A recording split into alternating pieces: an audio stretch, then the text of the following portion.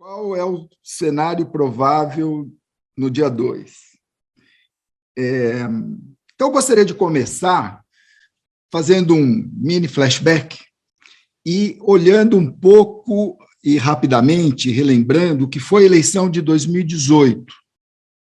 Porque na eleição de 2018, a gente tinha o Lula e tinha o Bolsonaro, né? Até agosto, meados de agosto, início de agosto, o Lula era o candidato não oficial. Estava preso, mas era o candidato e constava em todas as pesquisas, né? Então, a gente tem uma situação muito interessante e que precisa relembrar, que mostra a força da candidatura do Lula, porque ele, preso em Curitiba, pesquisa feita em agosto pelo Datafolha, de 2018, ele aparecia com 39% das intenções de voto. O Bolsonaro tinha 19%, a Marina 8%, o Alckmin tinha 6%, o Ciro tinha 5%, 14% não tinham candidato. Logo que o PT não pôde homologar a candidatura dele, que foi feita a troca pelo Haddad, a primeira pesquisa, logo depois disso, o que aconteceu foi que os 100 candidatos dobraram, eram 14, passaram para 20 e tantos, 22, quase dobraram.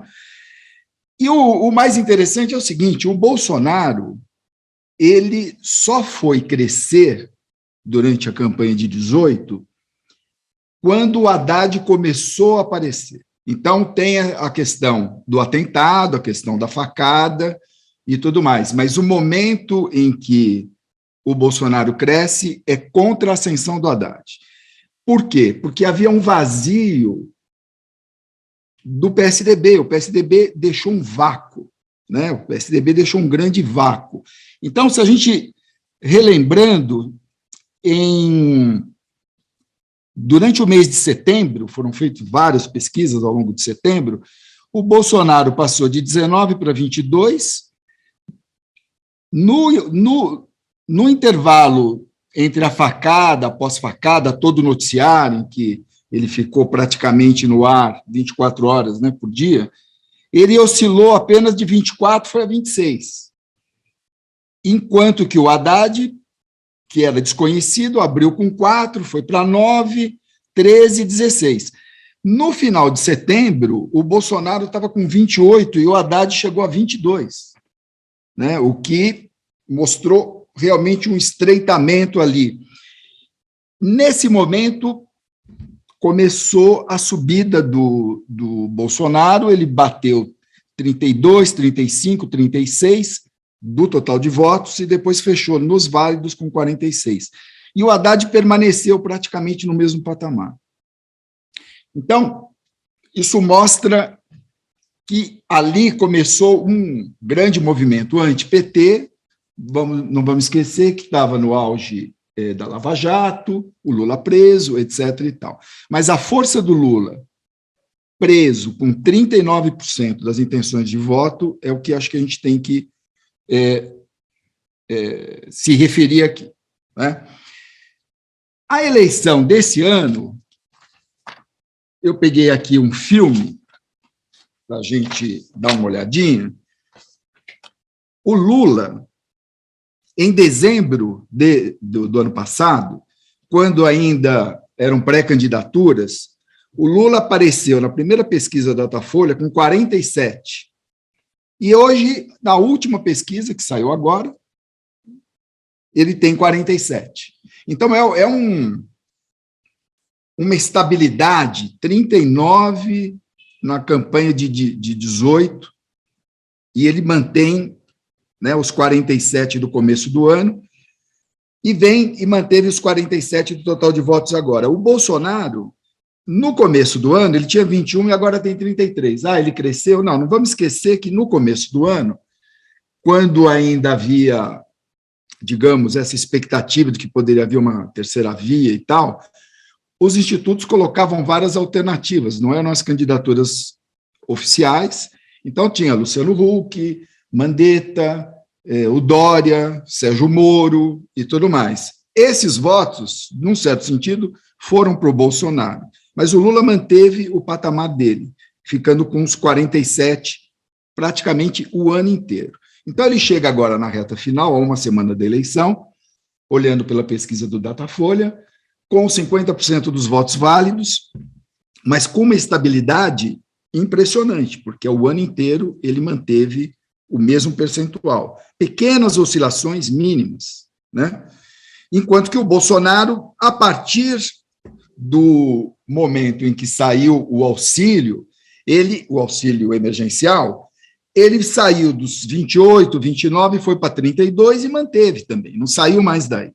Então, é uma estabilidade nos números muito grande. A terceira via, obviamente, como todo mundo sabe, fracassou, né? Ela já nasceu praticamente fadada ao fracasso, né? Porque a eleição tinha dois nomes, que era Lula e Bolsonaro, né? Então, a partir do momento em que a terceira via ficou com a Tebet, obviamente já havia ali alguns acreditaram, né? Mercado financeiro, a mídia incensou muito a candidatura da Tebet e, obviamente, deu no que deu, não deu em nada. Então, isso é só para mostrar esse lado dessa estabilidade impressionante da candidatura do Lula.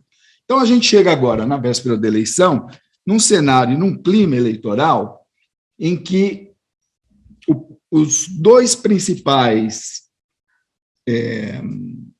pontos de atenção, e que só se fala nisso, é o voto útil, né, carregaria para o Lula, e o final da eleição num turno só. Respondendo diretamente à pergunta que foi feita, e aí eu tenho outras coisas para falar, obviamente, considerando esse cenário e tudo mais, eu acho que a maior probabilidade é que a eleição feche no dia 2, a eleição presidencial. Por quê? Olhando outras eleições e tudo mais, há sempre um movimento na reta final, na última semana, nos últimos dias, de movimentação para candidatos melhor colocados, né? O tal do voto útil.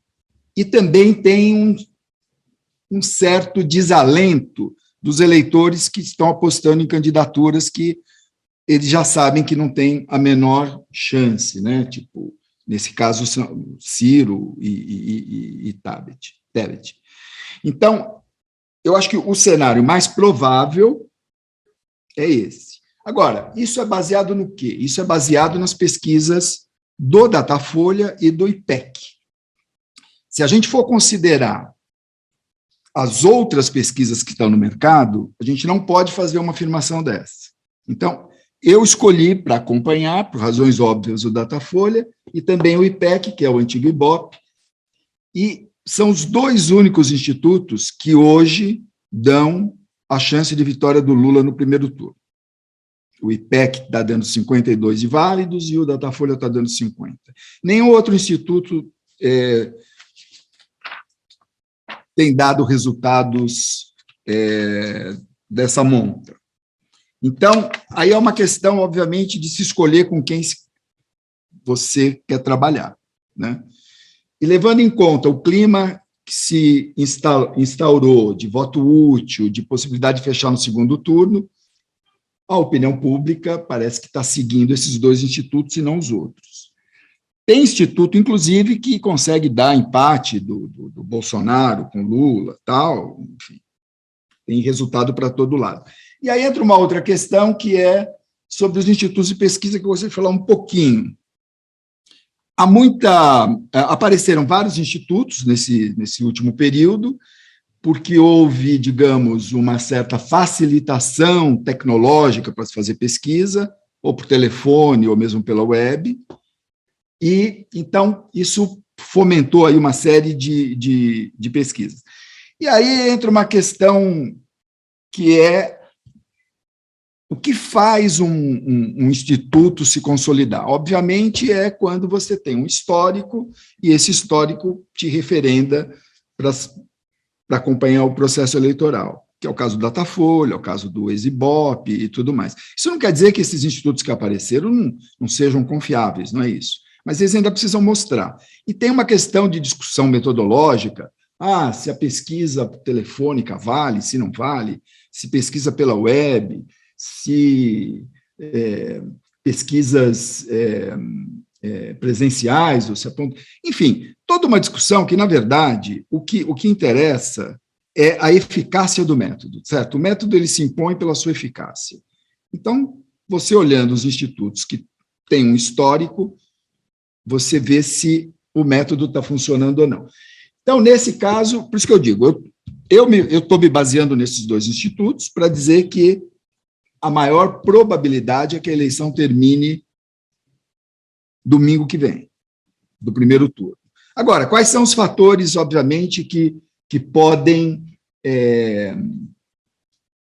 levar a um outro resultado, já que também a margem é muito pequena? Tem um debate no SBT, domingo, que o Lula não vai, que, obviamente, isso pode ser utilizado ainda nos 3 dias de horário eleitoral que nós vamos ter, segunda, terça e quarta, se não me engano. Não creio que faça muito estrago. Tem a questão da abstenção, que está sendo muito discutida, né, e virou um ponto de atenção para as campanhas e para quem está acompanhando o processo eleitoral. Nós temos uma abstenção média no Brasil para as eleições presidenciais que variam de 17% a 21%. A última eleição nossa, nós tivemos 21% de abstenção. Há uma abstenção maior, pelos dados do Tribunal Superior Eleitoral, no eleitorado menos escolarizado, que é uma variável que se tem, e também uma abstenção um pouco maior entre os homens. Então, há uma compensação. Eu não acredito que a abstenção vá ser um fator que possa mudar o resultado de domingo. Essa é a minha avaliação.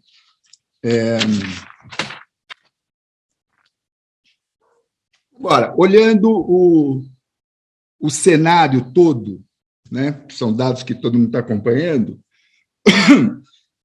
se a gente pega os grandes estratos, o Lula está praticamente à frente na grande maioria deles, né? Então, a vantagem que o Lula tem regionalmente no Nordeste é uma vantagem gigantesca, e é o segundo maior colégio eleitoral. 27% dos eleitores estão no Nordeste. No Sudeste, há um empate no Rio de Janeiro, uma pequena vantagem do Lula, uma vantagem em São Paulo não muito grande e uma vantagem razoável em Minas Gerais. Então, reverter esse quadro para o Bolsonaro é muito difícil. E o Sul, que todo mundo identifica mais com o bolsonarismo, o último Datafolha deu um empate no Sul, né? O Centro-Oeste, a vantagem também não é muito grande, e no Norte, Lula ganha. Então, esse quadro praticamente sela uma vitória do Lula, porque em uma semana é praticamente impossível virar isso. A questão toda é se ganha no primeiro turno ou não.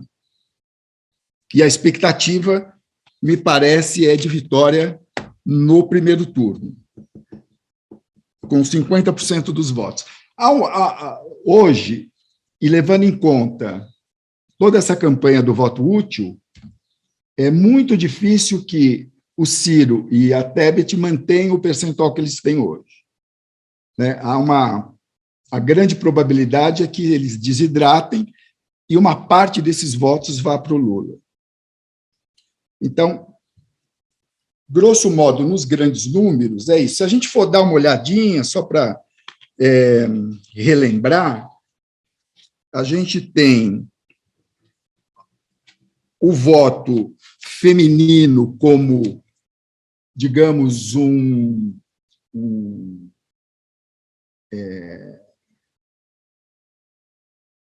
um dos principais assuntos dessa eleição, porque a diferença no voto feminino a favor do Lula é muito grande, né? O Lula tem, entre as mulheres,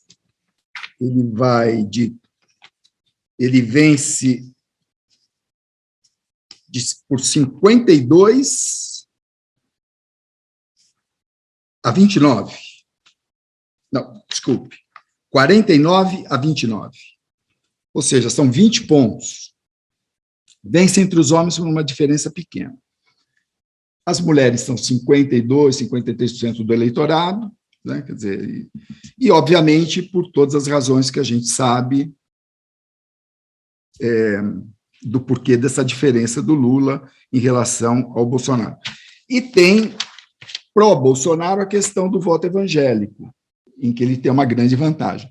O voto evangélico, ele passa, obviamente, pela politização e pela partidarização que se deu nas igrejas evangélicas, né? Hoje, os evangélicos se organizaram politicamente, né? Temos a bancada da Bíblia, temos ali uma representação política no Congresso muito grande e há uma liderança muito conservadora entre os evangélicos e um antipetismo meio que arraigado.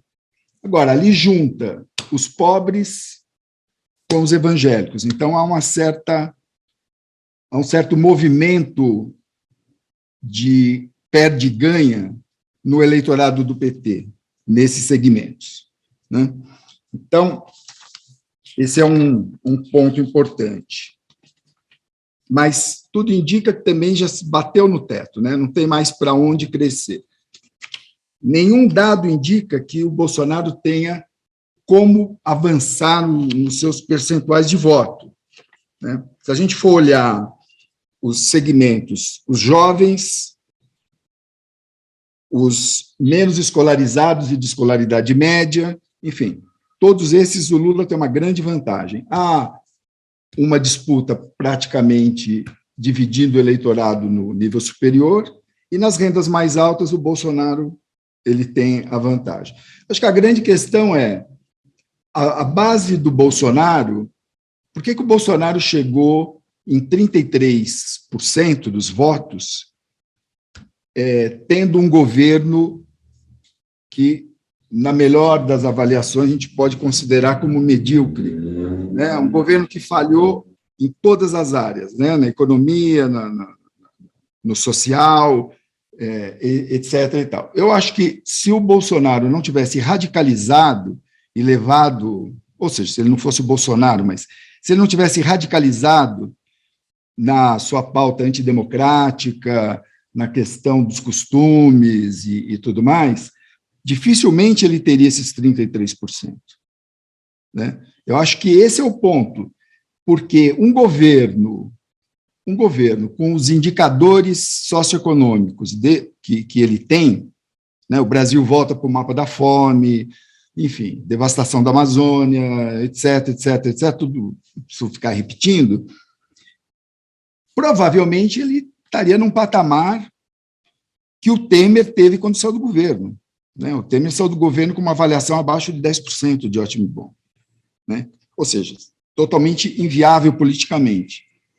Ao radicalizar, ele conseguiu atrair, digamos, ele destampou uma panela, né? Ele abriu a caixa de Pandora, ou seja, ele trouxe essa classe média ressentida para perto, as pessoas passaram a considerar legítimo defender determinadas bandeiras que antes ninguém defendia ou ficava restrita à sua própria opinião ou dentro de um pequeno círculo, né? Ficou, de repente, tudo bem, vamos armar a população, etc., etc.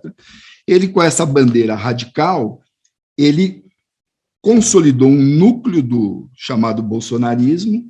Tem um trabalho do Datafolha, feito no ano passado, que mostra que 15% da população tem uma adesão direta às teses bolsonaristas, ou seja, às teses da extrema-direita, né? E os outros 15%, digamos, que ele tem, vem do do antipetismo, que ele conseguiu capturar. Então, esse capital político que ele tem dependeu e é muito mais resultado dessa postura dele. Tanto que, quando se diz, não, ele precisa maneirar para tentar ganhar um voto médio, tal, isso não existe, porque toda a estratégia dele é essa. Não é uma estratégia de ter maioria. Né? Não se tem maioria com esse tipo de discurso. Então, e aí entra a questão golpista e tudo mais. E a reação da classe média a isso é o que tem ajudado e vai ajudar o PT a ganhar no primeiro turno, porque teve muito voto antipetista que virou o voto pela democracia, ou seja, a frente ampla que o PT, na verdade, costura de uma maneira não programática, né? É uma frente contra o Bolsonaro, não é uma frente baseada num programa de governo, nada. Então, isso, digamos, esse caldo dessa classe média é o que está levando a eleição para se definir no primeiro turno, na minha opinião.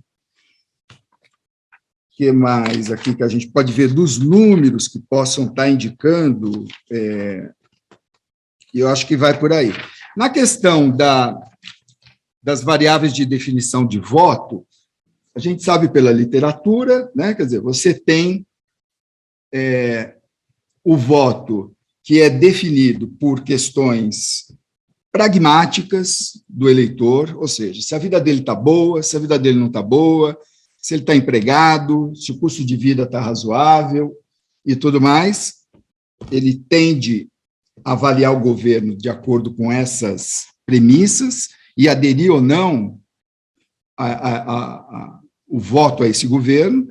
Quando as coisas estão relativamente bem, entra a questão mais forte dos direitos, né? O direito à saúde, direito à educação, direito à moradia, enfim. Entra a tese dos direitos, que é o momento máximo da democracia, né? Afinal de contas, a democracia é a aquisição de direitos, manutenção dos direitos e discussão em cima desses direitos.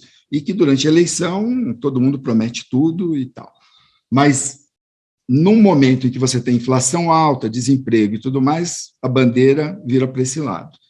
E você tem a questão do pertencimento, né? O voto pelo pertencimento. Se você se identifica com determinado segmento, com determinada classe social, com determinadas ideias, né? Então, você tem esse arranjo quando você define o voto.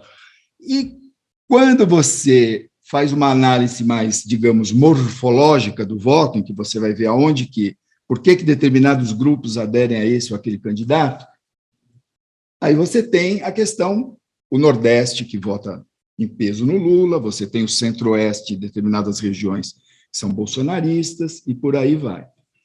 Então, eu acho que, no conjunto, o que está definindo essa eleição agora, primeiro, é que o Lula tem uma capacidade de aglutinação e uma capacidade política a toda prova, né? Porque preso ele tinha 39% das intenções de voto, e tudo indica que vai virar com mais de 50%. Então, isso é um fator. E a questão de uma reação da sociedade civil ao bolsonarismo, né? Se isolando, digamos, de alguma maneira, esse grupo que prega aí o golpe, prega atacar as instituições, e que isso, enfim, vamos ter que estudar muito por que 1/3 dos brasileiros aderiram ao Bolsonaro, mas você tem muita questão do ressentimento, né, uma certa classe média ressentida, como se não estivesse participando do baile, e agora quer entrar à força no baile, né? Então, eu acho que o cenário mais geral é esse. E se o Lula vencer no primeiro turno, eu acho que a probabilidade, a chance do Haddad e do Freixo ganharem a eleição aumenta muito, porque vai ter uma onda muito forte a favor dessas candidaturas. Se a eleição for para o segundo turno, aí fica realmente indefinido, Rio e São Paulo. Mas uma eleição em primeiro turno do Lula, dificilmente o Freixo e o Haddad não levam as eleições estaduais. Né? Eu acho que, se a gente for olhar em outras eleições, aquela onda, é só pegar a onda do Bolsonaro, por exemplo, ele conseguiu eleger o Witzel no Rio de Janeiro, que as pessoas não sabiam nem falar o nome, não sabiam nem quem era, nunca viram. E, de repente, você teve aquela onda, aquele tsunami, e o Witzel foi eleito, o Dória com o Bolsodória, e por aí vai. Então, há um movimento em toda eleição, na reta final, de definição e de troca. E a tendência é ir a favor da corrente, não contra a corrente. E hoje a corrente é a favor do Lula. Você já deu várias explicações, quer dizer, tem o antipetismo, tem o pessoal que vota pelas bandeiras, essas coisas como o aborto, droga, arma, a pauta conservadora nos costumes. E isso está bem colocado quando a gente olha em segmentos, em blocos e grupos ou tipos de eleitores, está bem colocado. Minha questão vem mais de uma inquietação. E eu não sei, eu tenho esperança de que sim, mas eu não sei se o histórico de pesquisas que você vem acompanhando, e vocês já pesquisaram muitas coisas, você já liderou muito levantamento, muita investigação que pegava esses elementos, sobre os quais eu vou perguntar. Então, talvez tenha alguma coisa, você tem dados sobre isso, ou pelo menos pistas.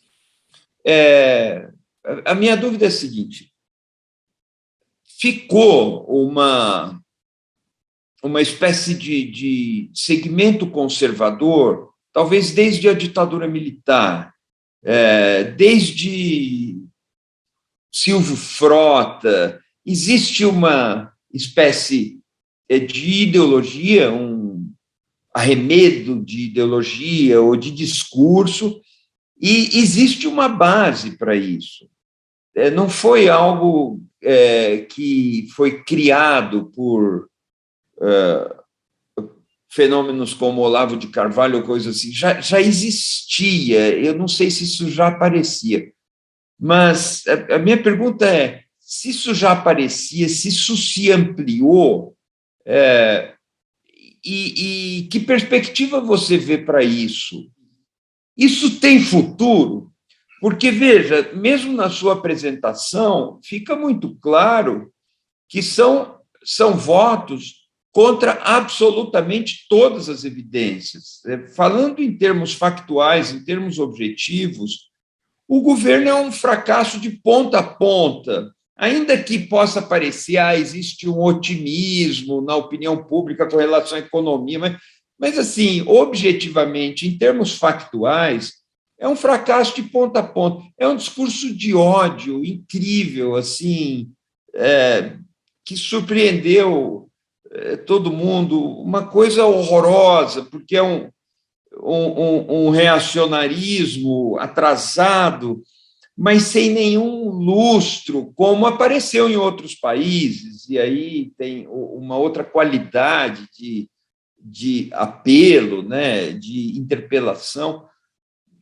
Enfim, você consegue flagrar essa base reacionária, quase que a despeito de todos os fatos, investe numa coisa, vota numa coisa assim, e se você consegue, extrapolando o nosso momento, ver uma permanência para esse tipo de coisa. A razão da minha pergunta é: aparecerá um líder mais competente de extrema-direita no Brasil e tal? O que você sente em relação a isso?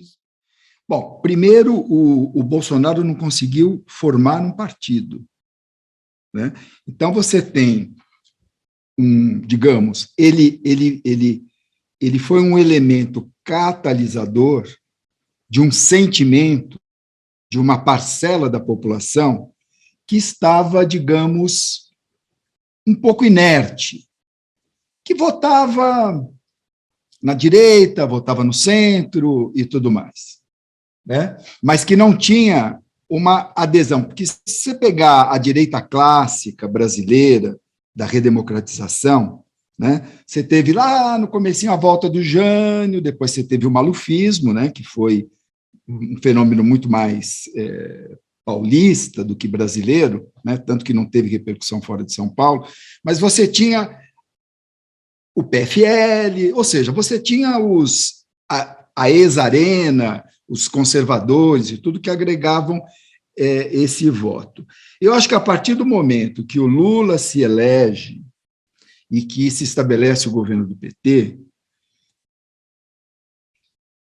parece uma resposta muito simplista, mas eu acho que isso provoca uma espécie de um ódio de classe, né? Eu acho que é muito claro quando você escuta os bolsonaristas, né, já virou, que há um ódio de classe, é uma coisa. Aquela questão clássica que parte da população brasileira, os mais ricos e tudo, eles não querem direitos, eles querem privilégios. Então, o direito iguala todo mundo, o privilégio separa. Então, é como que como assim eu estou dividindo a poltrona do avião com o porteiro, né? Não é o exemplo clássico lá atrás? Quer dizer, o Lula mesmo gosta de falar, agora o aeroporto vai virar rodoviária. Tá usando sem te interrompendo só um pouquinho, a gente sente muito isso na universidade no assunto cotas. Existe esse discurso pronto. Vocês estão tirando as minhas vagas, eu quero meritocracia e tal. Exatamente. Só para completar, eu percebo o discurso da meritocracia, o discurso do empreendedorismo, que é um discurso neoliberal, que é um discurso que esconde uma perversidade gigantesca, que é você pobre, você dê um jeito de você arrumar um emprego para você, porque a sociedade, o modelo, não vai mais te empregar. Então, você vai virar um empreendedor. E a gente escuta o candidato do Novo abrir o debate dizendo, eu sou um empreendedor como você.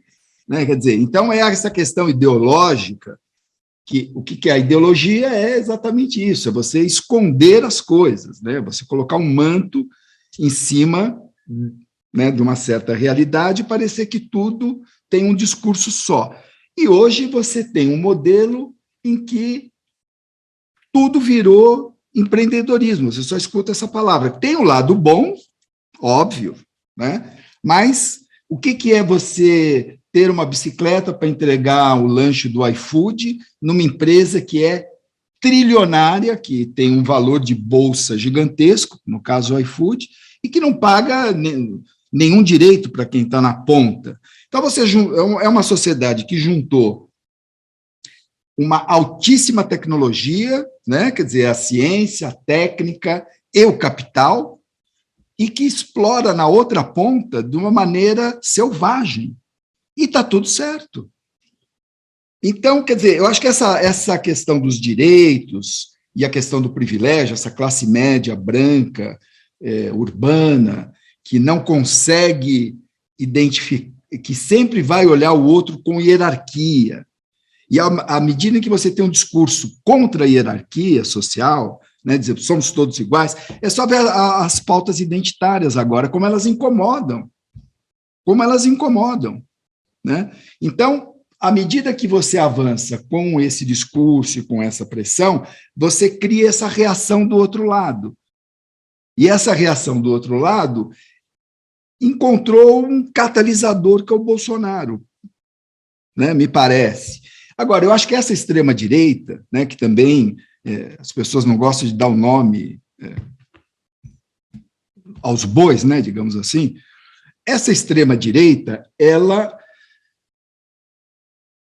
essa questão, ela veio para ficar, ela depende muito dessa figura catalisadora. Por quê? Porque o Brasil não tem a menor tradição partidária. Não existe nenhum partido no Brasil que não seja o PT, do ponto de vista de partido mesmo. O resto são clubes. Você tem clubes de interesses que se juntam ali e tal, divide um certo interesse e pronto. Não é partido, não tem projeto, não tem Brasil, não tem nada. Então, eu acho isso, eu acho que a extrema-direita veio para ficar, porque esse pessoal gostou de dizer eu sou assim, é assim mesmo, eu sou o bonzão, não quero essa coisa aí de direitos iguais, calma lá, eu sou um privilegiado, e veio para ficar. Agora, a questão é como é que ela vai se adaptar ao modo democrático, porque o Bolsonaro o tempo todo tenta pregar um golpe, você imagina. E é um pouco assim, né? O discurso sempre é assim. O Collor dizia, o Lula vai confiscar a poupança. A primeira coisa que ele fez foi confiscar a poupança dos brasileiros.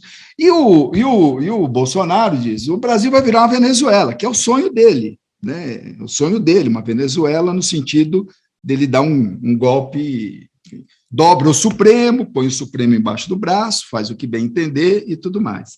Então, eu acho que esse é um fantasma. Eu acho que se o Brasil cair nas garras dessa extrema-direita, como caiu esses anos, é realmente um desastre. É um desastre. Hoje eu estava caminhando, eu até mandei para você um zap sobre isso, caminhando durante uns 2 quilômetros no Minhocão, aqui em São Paulo, e me chamou a atenção o fato de que eu não vi em nenhum momento, estava bem cheio, em nenhum momento campanha, ninguém com adesivo, ninguém fazendo campanha, zero, mas zero mesmo.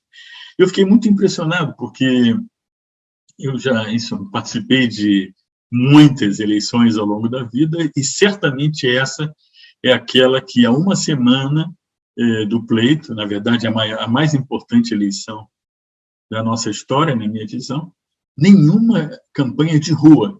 Alguém vai falar, não, mas lá na Paulista tinha um grupo com panfleto. Claro que a gente sabe que em alguns locais há isso, mas, de uma forma geral, é uma campanha eleitoral sem participação de rua. Claro que a militância está nas redes, está no celular, né? A gente sabe disso, mas, de qualquer forma, isso é revelador, provavelmente, de um voto envergonhado, né?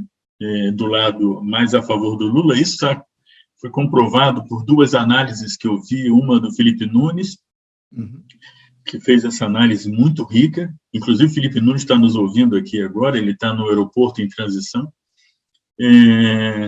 E outra do Lavareda. Os 2 confirmam, com base em estudos, que o voto do Bolsonaro é um voto escancarado, um voto explícito, e o voto do Lula é um voto tímido, envergonhado, silencioso.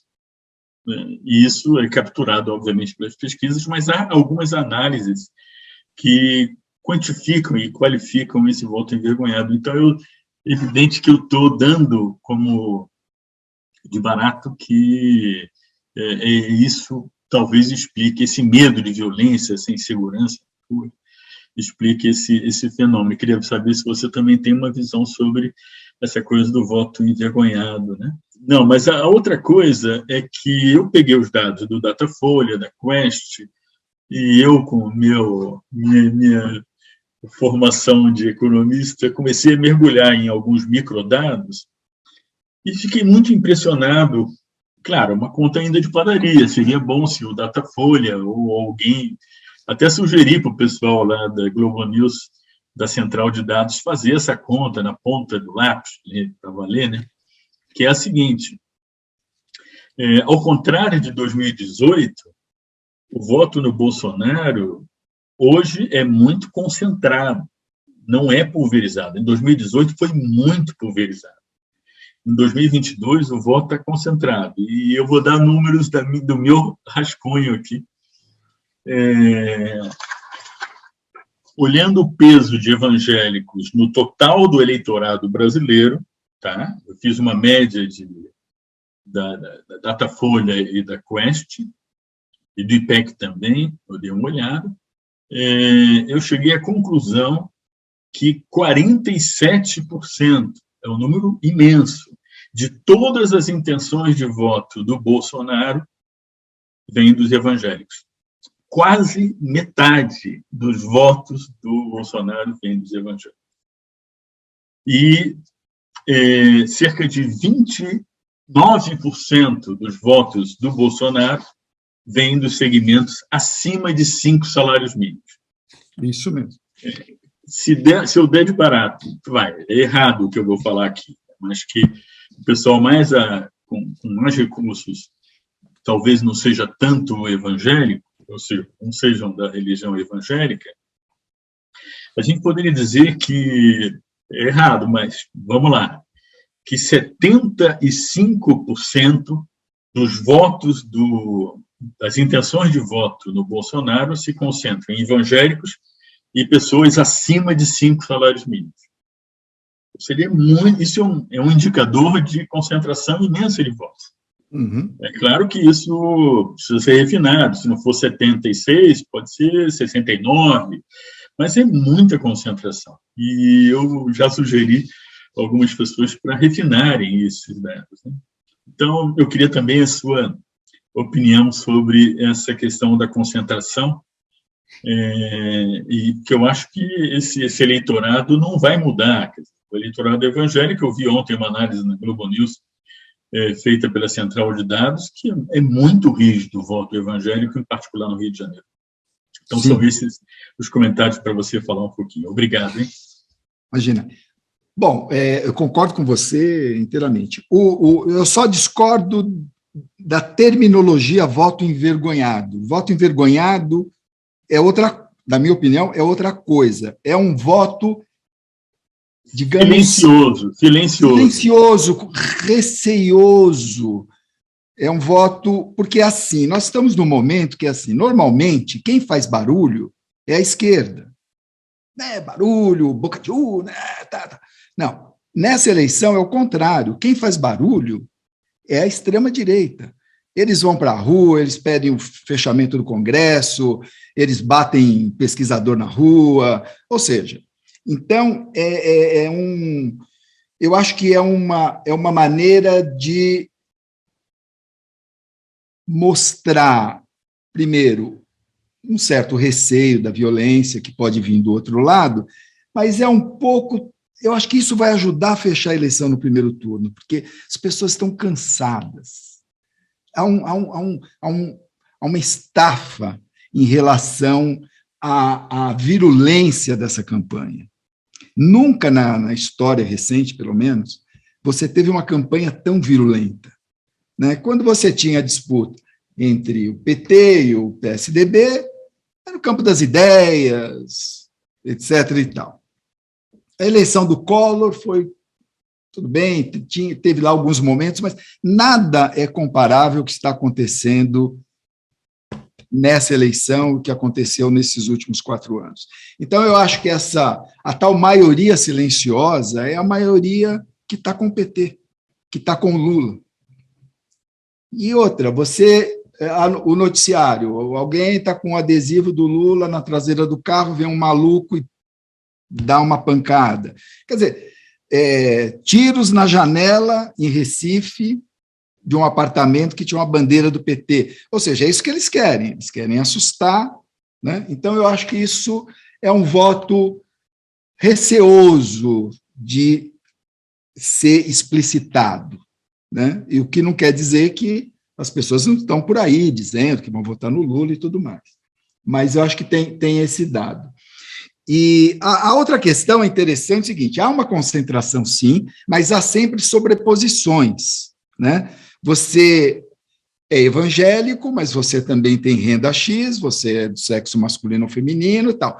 Então, esse desenho é super interessante, a gente fazia isso muito no Datafolha, que é você fazer o que o Weber chamaria de um tipo ideal, digamos assim, né? Sem o Weber brigar comigo, mas assim, um tipo ideal. Qual é o tipo ideal bolsonarista, né? Quem é esse cara, né? E acho que são dois, né? São dois. Você tem esse tipo ideal de classe média, que é o ressentido, é o que não quer essa igualdade de direitos, é o que não quer, é o que quer manter a hierarquia social, é o que não quer ser confundido com o pobre, etc. e tal, e que tem esses valores, quer dar tiro por aí. E você tem, na questão dos valores e nessa pauta muito conservadora, via os evangélicos. Então, você tem esses dois tipos.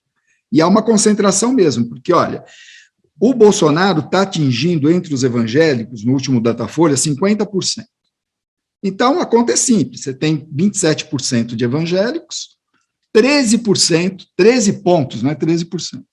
13 pontos dos 33 vêm dos evangélicos. Então, 13 de 33 é um terço.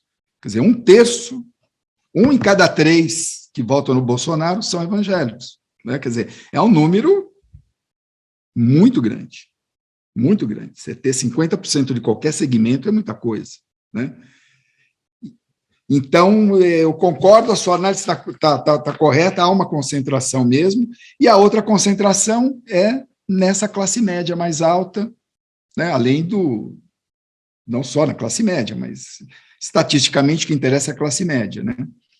Em que há um percentual também muito alto para o Bolsonaro, né? Ele atinge, vamos ver aqui, só para... Na renda... No nível superior, você tem o Lula com 39 e ele com 38, há uma divisão.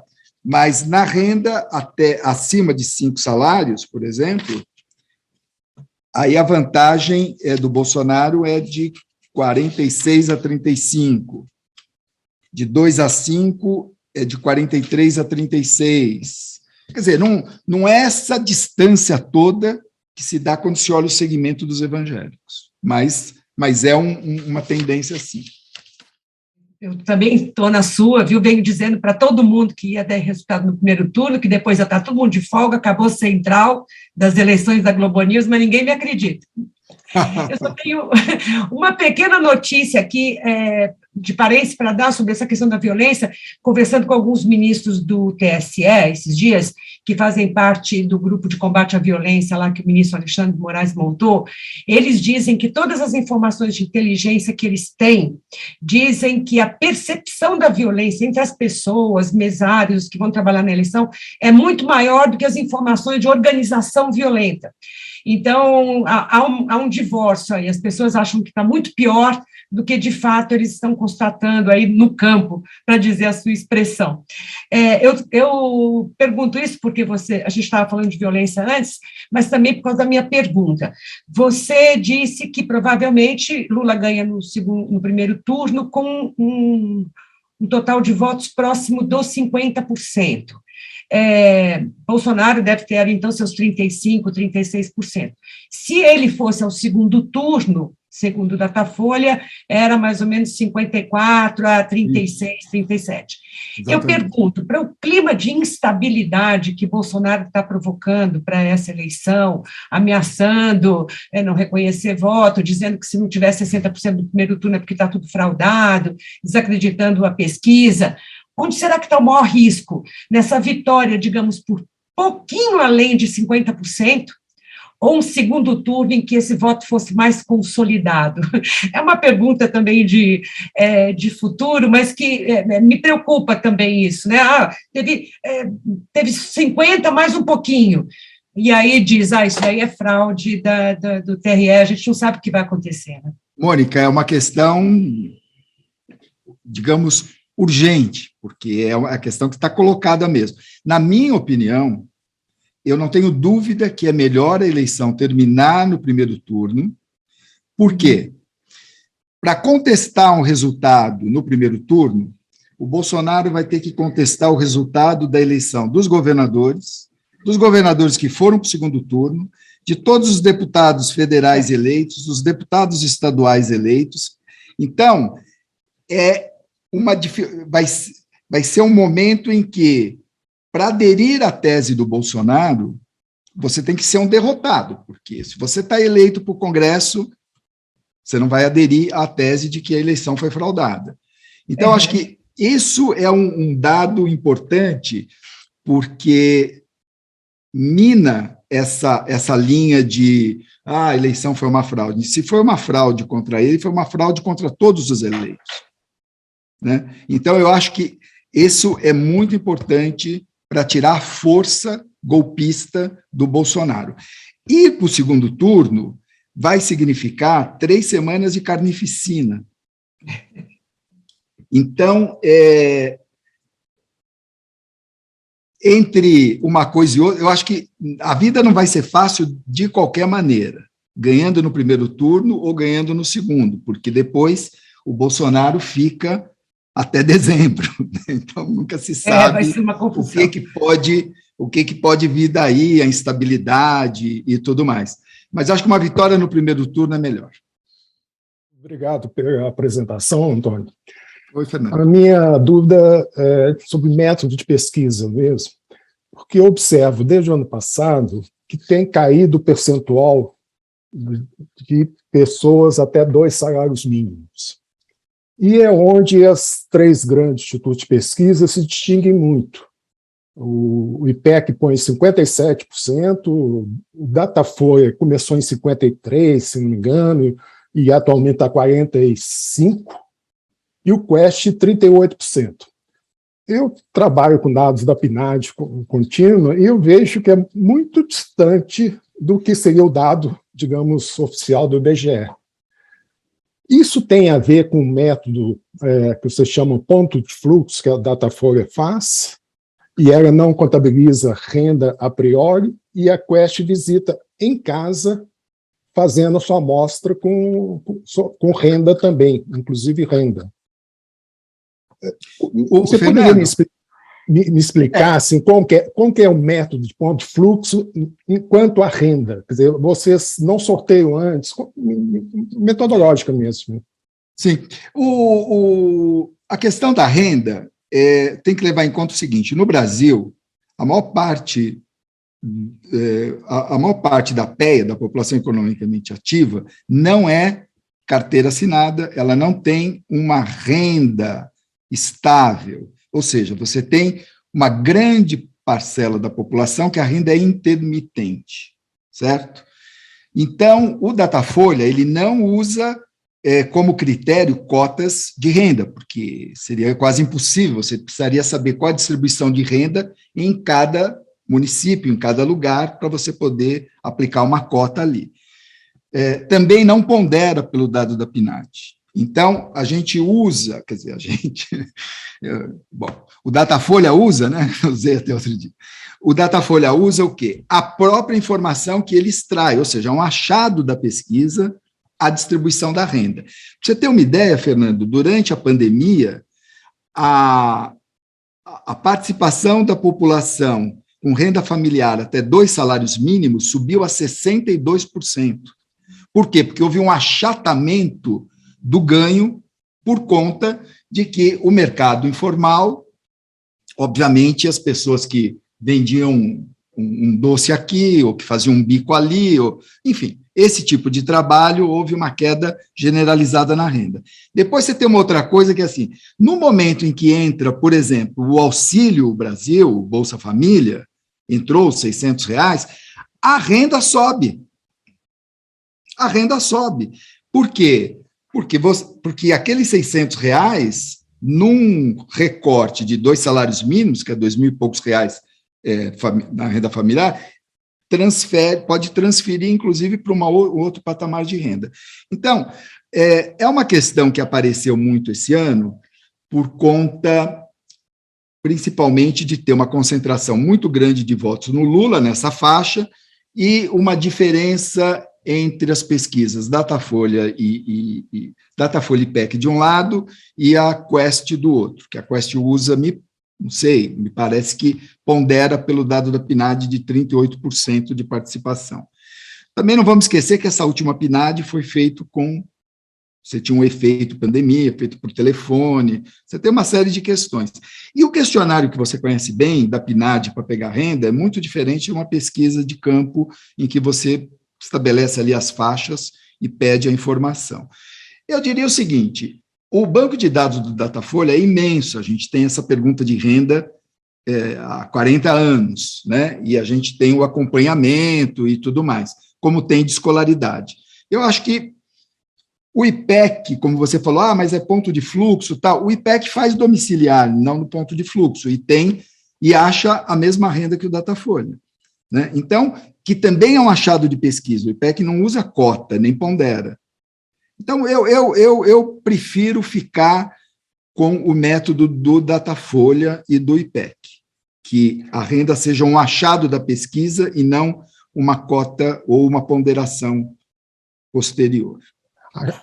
Só para concluir, a cota, então, é dada por sexo, idade, instrução, e aí não, depois... instrução também não é cota.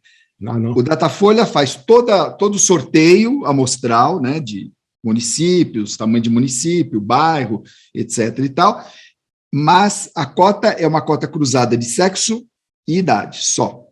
O resto é tudo achado de pesquisa. E aí você compara um campo com o outro e você vê a estabilidade, você vê pequenas oscilações. Por exemplo, escolaridade varia pouco, porque escolaridade, obviamente, depende, você tem um ciclo, né, de anos, né, para você sair de um patamar para o outro. Renda, se você tiver como a gente teve uma pandemia, a renda cai, né? Então, a renda, ela flutua muito. Então, a gente deve ver o perfil da amostra como uma dedução da pesquisa. É isso, né? Isso, como a gente costuma falar, não é a priori, é um achado... É a posteriori, então. É um achado da pesquisa, a renda. E a escolaridade também. Eu estou aqui, eu vi o Otávio falando que estava do Minhocão, que ele teve de manhã, e eu estou aqui no Minhocão à tarde. Parei aqui para ouvir e não estou, assim, não para contrariar o que ele falou, tem pouca gente fazendo campanha, mas tem campanha, inclusive eu estava aqui fazendo campanha, então, né, as pesquisas também, elas mudam de acordo com o horário, etc. Então, é um prazer estar aqui com o Antônio Manuel. Bom, eu queria mudar um pouquinho, não mudar o tema, obviamente, mas...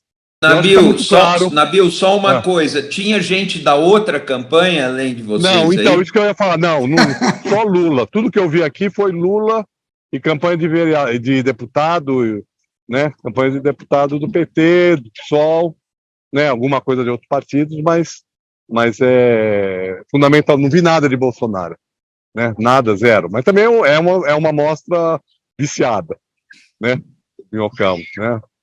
Bom, mas o que eu queria, para mim está muito claro, assim, tudo que o Antônio Manuel falou reforça um pouco a minha convicção aqui essa última semana, sobretudo. Antes não, mas essa última semana ficou muito claro isso. E eu queria fazer duas perguntas para ampliar um pouco o escopo desse debate da eleição. A primeira diz respeito ao Congresso. Como é que você vê e como é que são as expectativas? Porque, veja, Lula pode ganhar no primeiro, no segundo turno, com um pouquinho mais de 50%, ou mais do que isso, mas eu queria, não sei em que medida você tem essa avaliação, e é possível fazer essa avaliação, mas um aspecto que vai ser fundamental no próprio governo é como é que vai ficar o Congresso. Que peso vai ter, por exemplo, o Centrão, que hoje apoia o Bolsonaro, no novo Congresso, e qual é a possibilidade de se governar sem o Centrão, né, considerando, por exemplo, que principalmente a Simone Tebet tem uma votação baixa, mas ela tem pelo menos dois partidos que historicamente são fortes no Brasil, que é o PSDB e o PMDB, né? Também como é que está quer dizer, não sei se é possível a partir das pesquisas ter essa avaliação, mas me parece muito importante, né, o resultado que nós vamos ter para o Congresso. E a segunda questão diz respeito a São Paulo, né? Como é que você vê o segundo turno entre a possibilidade de Haddad e Rodrigo ou Haddad e Tarcísio? Primeiro, quem dos dois tem mais probabilidade de ir para o segundo turno, Tarcísio ou Rodrigo, né, considerando as últimas pesquisas, né, com o crescimento do Rodrigo, uma certa estagnação do Tarcísio, mas ainda o Tarcísio na frente e o Rodrigo sem um candidato nacional, e depois qual a possibilidade do Haddad frente às duas outras possibilidades. Bom, a questão do Congresso, Nabil, se tem uma coisa que ninguém consegue capturar, é o voto proporcional. Por quê? O voto proporcional, ele é definido, ele é decidido muito em cima da hora. As pessoas decidem, isso é histórico. E passada a eleição, a gente já fez isso no Datafolha, você pergunta 2 meses depois em quem a pessoa votou, e se o candidato foi eleito, você tem um percentual até razoável de lembrança. Se o candidato não foi eleito, aí a pessoa não lembra mesmo. Então, esse é um grande problema, até porque tem toda essa discussão se o voto deveria ser distrital ou não, e tal. Da maneira como o voto proporcional ele não cria esse enraizamento com o eleitor, né? Você não estava. Então, é muito difícil. O que se supõe é que, numa eleição, o que o presidente, que o partido, ou que a coligação e tudo mais, o presidente eleito consiga levar uma bancada razoável, né? Já que você tem ali o voto quase que vinculado, o pessoal vai fazer aquela colinha e tudo mais. E como você tem 32 partidos, Nabil, hoje, concorrendo, né? Quer dizer, e aí você tem, por exemplo, você tem uma vantagem, talvez, aí para o PT, né? Porque o Bolsonaro teve 22, o Tarcísio é 10, ou seja, é um festival aí de números. Mas é muito difícil saber. Eu acho só que, provavelmente, o PT vai ter e o PSDB e essa aliança do PT vai ter uma bancada relativamente maior do que teve em 2018. Acho que essa é uma tendência. Agora, se o Centrão vai continuar... Agora, acompanha a votação do Lula? Não, né? Não, de jeito nenhum. Absolutamente. Mas, obviamente, tem um efeito aí. E a outra questão sobre São Paulo, o meu, digamos, palpite, assim, é o seguinte: se o Lula ganha no primeiro turno, o Haddad leva no segundo e o Freixo leva também, por conta do movimento, do clima, e porque esses dois candidatos vão ficar sem palanque nenhum. Acho muito difícil o Bolsonaro, derrotado, vir para São Paulo fazer campanha para o Tarcísio, também não, se for o Tarcísio, né? Agora, entre o Tarcísio e o... Fugiu... Rodrigo. Eu acho que está uma disputa que é muito difícil estabelecer quem ganha. O desgaste do Tarcísio, ultimamente, está sendo muito grande. Agora, o que chama atenção é que o Rodrigo, que deveria estar com uma votação muito forte no interior, não está. Ele praticamente não tem muita diferença entre Grande São Paulo e interior. O Tarcísio ele está tão mal que mais você até forte esqueceu o nome dele. Pois é. Então, eu acho uma eu realmente não tenho muito palpite quem vai para o segundo turno com a Haddad. Teoricamente, deveria ser o Tarcísio, por conta do voto do Bolsonaro em São Paulo, que praticamente empata com o Lula. Então, carregar o voto no Tarcísio é mais fácil do que o Rodrigo conseguir nadar sozinho. Se fosse para realmente ali apostar em alguém, eu apostaria que o Tarcísio vai para o segundo turno. Obrigado, Antônio, mas só uma questão. E se for com o Rodrigo? Eu quero fazer uma pergunta assim, bem da cabeça de um certo eleitor que não gosta muito do PT. Lula ganha no primeiro turno. esse eleitor, que é meio antipetista, em São Paulo é forte isso, ele não vai querer compensar, falar, não vou dar tudo para o PT, vamos, né, de certa forma, equilibrar o jogo, certo? Votando no Rodrigo, que afinal de contas não é um bolsonarista, não tem todo esse quadro. Isso não pode ser um fenômeno eleitoral? Esse equilíbrio? Não é à toa que o PT joga todas as fichas na disputa com o Tarcísio. Sim, certo? Claro. Mas ainda assim eu acho mais provável uma vitória do Haddad contra qualquer um dos dois, o Lula ganhando no primeiro turno. Se o Lula não ganhar no primeiro turno, for para um segundo contra o Tarcísio, aí fica indefinido. Mas uma vitória no primeiro turno do PT, do Lula, vai criar um clima que vai ser muito difícil segurar, que esses candidatos não levem. Inclusive o Freixo, com toda a questão do Rio de Janeiro, Baixada Fluminense, dificuldades e tudo mais. Bom, eu ia perguntar sobre o Congresso, e agora, como o Nabil já perguntou, vou mudar minha pergunta para aproveitar o espaço aqui. E governadores? Por exemplo, eu estou vendo aqui, assim, não acompanhando muito, mas tem 2 sprints que, se você tiver alguma avaliação, um é Bahia e o outro é Ceará. Parece que as diferenças, né? E o Ceará é um pouco icônico, porque é onde tinha uma aliança muito forte da turma do Tasso Gereissati com os Gomes e com o PT, né? É histórico isso, aliás, isso eram coisas fantásticas lá. O Ciro nunca teve muito nesse... Era mais o Cid e tal, e o outro, o irmão menor lá, que foi o cara que agitou toda aquela política de escolarização, de melhoria de escolarização em Sobral, etc., né? E tem um candidato bolsonarista lá, né? Que está disputando... O capitão Wagner. Isso, que está disputando com o Eumano, que aqui eu não conheço, mas é do PT e tal. E na Bahia, que o PT governa há um bom tempo, e aparentemente com bons governos, visto a distância, tá? Mas tem o ACM Neto, né? E parece estar reduzindo muito aceleradamente. Qual é a tua bola de cristal para esses daí? Olha, o Ceará é bem interessante porque o Ciro está com muito pouco voto no Ceará. Quando aparece pesquisa de intenção de voto por estado, o IPEC fez, é impressionante. O Ciro, se não me falha a memória, não está passando de 10% no Ceará, né? E o candidato do PT, o Eumano, né?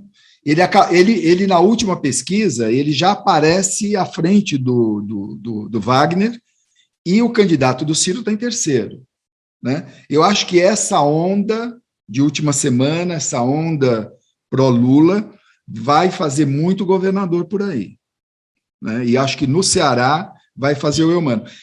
Na Bahia é um pouco, digamos que a Bahia pode, pós-eleição, ser uma coisa assim, como perder uma eleição ganha, né? Que é a salada que o ACM Filho fez com a questão de cor, raça e tal, né? Aquilo realmente, como diz o povo, ele atravessou a rua para escorregar na casca de banana do outro lado. Brincar com raça não se faz em lugar nenhum, mas especialmente na Bahia. Ali tem uma questão que é a seguinte: é muito difícil a eleição ir para um segundo turno, porque só tem 2 candidatos, é o ACM e o candidato do PT, que me fugiu o nome agora. Só tem 2 candidatos, o candidato do PL tem 4%, 5%. E a questão de ter ou não segundo turno, obviamente, é o voto de um contra a soma dos outros. Então, se você não tem praticamente nenhum outro candidato a não ser os 2 protagonistas ali, a eleição acaba no primeiro turno.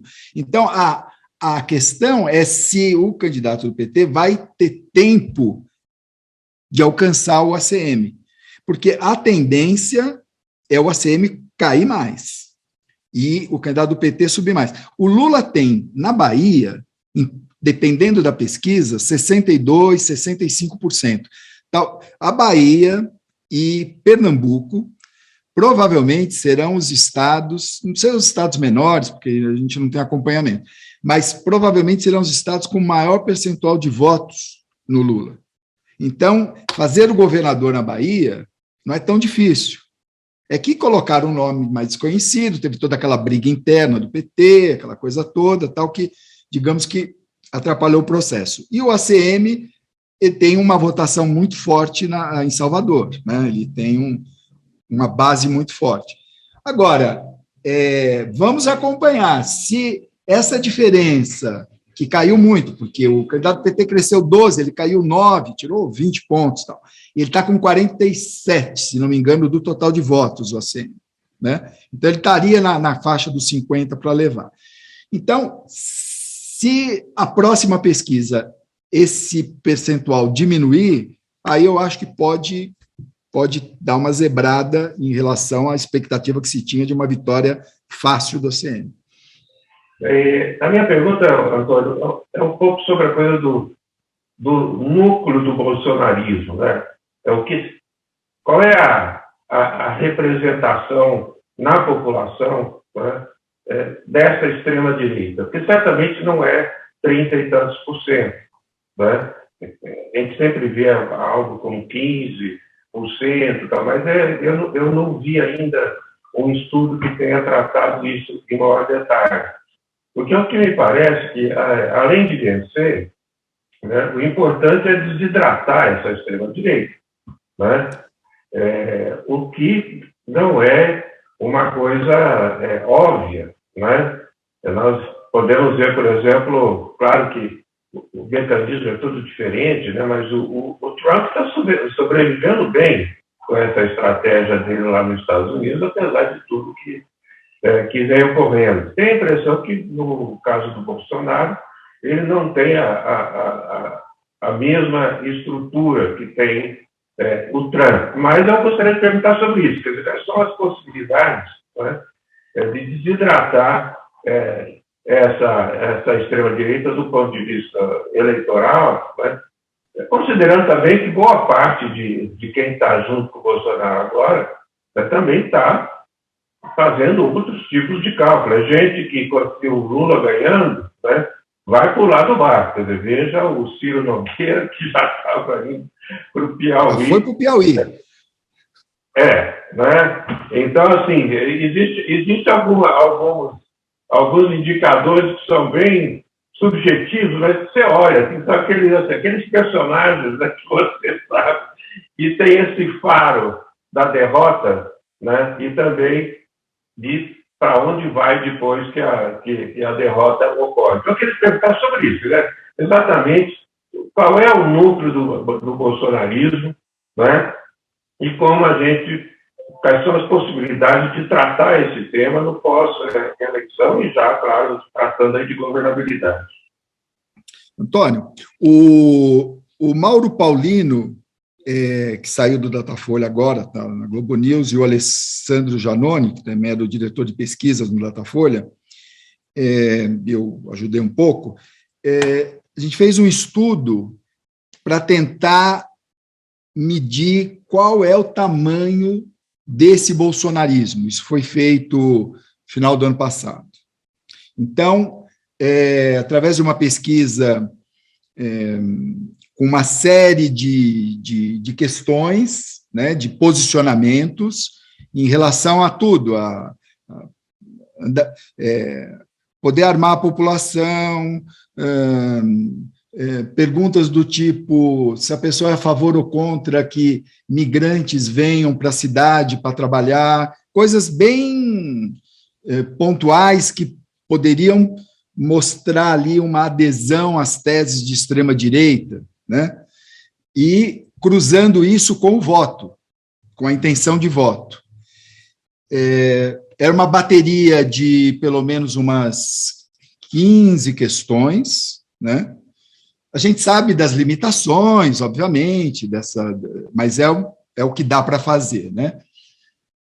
E chegamos ali ao número de 15%. 15% da população brasileira a gente chamou de bolsonaristas heavy, né? Quer dizer, que tem uma adesão intrínseca às teses da extrema-direita. e que votam no Bolsonaro, obviamente. Então, o número talvez seja um pouquinho maior, né, porque a campanha eleitoral agrega um pouco, mas é em torno de 15%. Os outros 15% é o antipetismo. Esses podem pular do barco, esses podem derivar para outros segmentos políticos e tudo mais. Agora, esses 15% vieram para ficar e vão ficar. Infelizmente. Obrigado. Eu acho que essa informação... O que torna a segunda base eleitoral depois do PT. Né? Quer dizer, se isso se agrega como um partido, de fato, é que eles não conseguem se agregar como partido. Né? Eles racham, eles se dividem e tudo mais. Mas seria a segunda força, já que você não tem mais o PSDB. Né? O pessoal fica preocupado com polarização. Polarização é normal. Né? Existe polarização entre republicanos e democratas nos Estados Unidos. Quer dizer, polarização é normal. O problema é quando a polarização se dá com a extrema-direita. Né? O que você acha que vai acontecer entre 3 de outubro e 31 de dezembro, no âmbito do que o Bolsonaro pode fazer com o Brasil?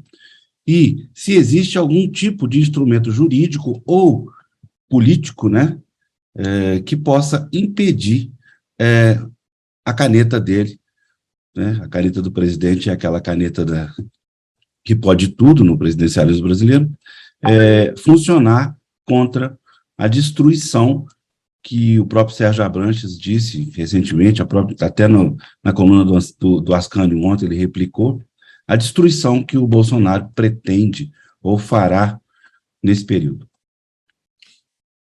Olha, Afonso, eu acho que essa é o grande receio mesmo, porque são 3 meses, né? Se a eleição terminar dia 2, são 3 meses com o Bolsonaro ali derrotado e tentando fazer alguma coisa, um golpe e tudo mais. Bom, eu acho que, primeiro, o movimento, a carta, né, pela democracia, e foi muito importante. Embora a mobilização não tenha sido tão grande nas ruas, mas foi muito importante. Depois é mobilização. Eu, se fosse, enfim, dirigente do PT, eu já chamava todo mundo para a rua no dia 2. A hora que sair o resultado, se tiver realmente essa expectativa que vai levar no primeiro turno, tem que ter uma mobilização gigantesca. Tem, e já parece que está sendo costurado, um pedido de reconhecimento do resultado quase que imediato dos principais países. Né? Ou seja, eu acho que o antídoto é mobilização e institucionalização. Né? Eu acho que esse é o grande momento. E também acho, Afonso, que os donos do dinheiro não vão embarcar nessa. Os donos do dinheiro, eles já começaram a sinalizar, né, os que estavam com o Bolsonaro, nem todos estavam com o Bolsonaro, ainda bem, mas já começaram a sinalizar a pular do barco. Então, eu acho que vão ser momentos realmente complicados, vai ter muita tentativa de tumulto, golpe, e o grande risco não é só o Bolsonaro, são os adeptos, os heavy metal dele, né, que você tem 1 milhão de armas distribuídas por aí, né? Quer dizer, realmente é um risco grande, mas eu acho que o antídoto vai ser esse, vai ser uma institucionalização e uma mobilização. Acho que aí sim tem que ir para a rua, aí tem que sair todo mundo para a rua e mostrar a força do voto, da democracia e tudo mais. E acho que é o que vai acontecer. Tá, só me permite um complemento. Eu nem estou falando só nesse período, não. Não estou falando do período do impacto. Eu estou falando desse período em diante. Imagina 1 mês e meio depois que isso tudo acontecer. Qual instrumento que a gente tem? O que a gente pode fazer nesse campo de não permitir que ele realmente canete e comece a destruir, como já tem feito nesses 4 anos, destruir por dentro as coisas? Supremo. Acho que o Supremo é o único jeito, né? Quer dizer, e acho que ele vai forçar uma situação mesmo, quer se martirizar, talvez, né? Eu antecipei aí no chat aí a pergunta, que é justamente se o Ciro pode ser o herdeiro desse bolsonarismo. E vou explicar por quê.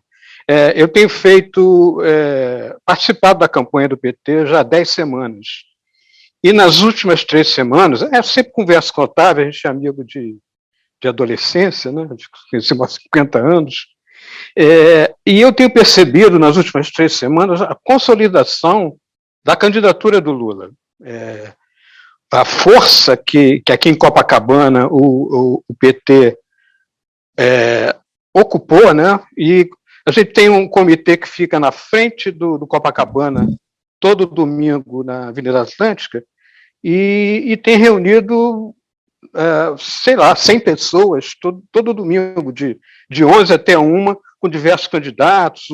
O Freixo teve já algumas vezes, os candidatos a senadores também.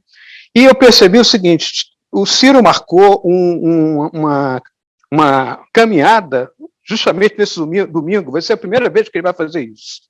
E ele está tentando manter e herdar esse espaço que o bolsonarismo na praia de Copacabana deixou. Não sei como é que a gente pode perceber isso.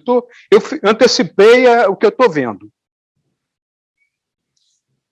Olha, a impressão que eu tenho é que o Ciro vai sair muito pequeno dessa eleição. Ele tem 7%, eu acredito que ele não passe de 5% na urna, corre até o risco de empatar com a Tebet, porque a estratégia dele é uma estratégia kamikaze. Agora, se ele sai dessa eleição tão pequeno, eu acho muito difícil que ele consiga estabelecer qualquer projeto. E também para trocar de mão, ele pode, claro, tentar ser uma oposição ao Lula. Mas veja, o Ciro só aparece em época de eleição. Ele ficou 4 anos hibernando, ele não faz nada. Ele vai e chega na eleição. As últimas 3 eleições que ele participou foi assim. Então, ele fica ali estudando, ele tem saída para tudo, ele é o... né? E não tem nenhuma costura. Né? A costura, ele ficou totalmente isolado dentro do PDT. Mas ele então, tem eu não acredito no Ciro como uma liderança política pós-eleição. Acho que ele vai para o ostracismo. Beleza. Você me permite só uma interferência? É importante isso que você está dizendo, porque será que o Bolsonaro, se não acontecer nada com ele, eu espero que ele seja preso, ele não vai se transformar nessa grande oposição ao Lula? Sim, ele é o que vai ter o maior cacife para isso. Né? A questão é saber se ele vai ter esse skill, porque o Bolsonaro ele é a obra de um grande acaso. Ele não tem partido, né? Ele não tem partido, não conseguiu formar um partido, ele só conseguiu apoio no Congresso com o orçamento secreto e porque ele delegou o governo para o Centrão. Então, ele na oposição precisa trabalhar, né? Na oposição você precisa trabalhar muito. Acho que não sei, eu acho que ele vai ficar como uma figura, porque ele conseguiu angariar todo esse apoio que ele tem, mas não sei, também é uma incógnita, digamos assim. Mas cacife eleitoral para liderar a oposição ao Lula, ele vai ter. A questão é se ele vai ter capacidade de fazer isso. Se é que não vai preso. Já que o Otávio falou que ele vai ser preso, um jurista amigo disse que 100 processos, pelo menos, caem na justiça comum no dia 1º de janeiro contra ele. Pois é. Tem uma pergunta que a Patrícia Vilela Marino deixou, que ela não está com internet suficiente, com banda, para entrar em vídeo. E ela deixou a pergunta por escrito. Muito interessante. Antônio Manuel, vou te fazer essa pergunta, e aí você responde rápido e a gente caminha para os encerramentos. Mas é o seguinte: como os institutos medem ou estimam os votos da milícia e das áreas controladas pela milícia? Não sendo contabilizados, podemos ser surpreendidos? Quer dizer, claro que o Instituto não tem como chegar a isso, mas talvez existam sobreposições entre áreas e informação de que aquelas áreas são controladas pela milícia, ou se vocês já sentiram alguma vez, em eleições anteriores, distorções nessas regiões. O que você teria a dizer sobre isso? Acho que isso é uma dificuldade a mais para se fazer pesquisa no Brasil, obviamente, né? Mas, de um modo geral, não há uma restrição, o pesquisador não pode entrar em determinadas áreas, você tem uma outra coisa pontual. E também você tem uma homogeneidade na periferia. Você pega Complexo do Alemão, ou você pega uma região dessas no Rio de Janeiro, quer dizer, ela é muito homogênea. Se você não consegue fazer num determinado ponto, você faz em outro, você vai pegar o mesmo público. Então, não há, digamos, essa... Para existir essa distorção, precisaria ser uma coisa muito forte, uma coisa muito estruturada contra a pesquisa. Eu não acredito. Agora, medir o tamanho da milícia é impossível, né? Eu acho que tem uma questão que é o que a gente procura ver como pesquisador e o nosso desejo, né?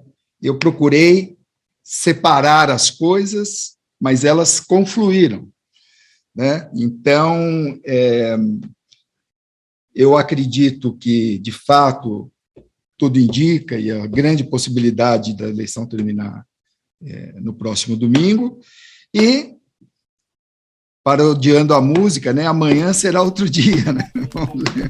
Pela República da Manhã.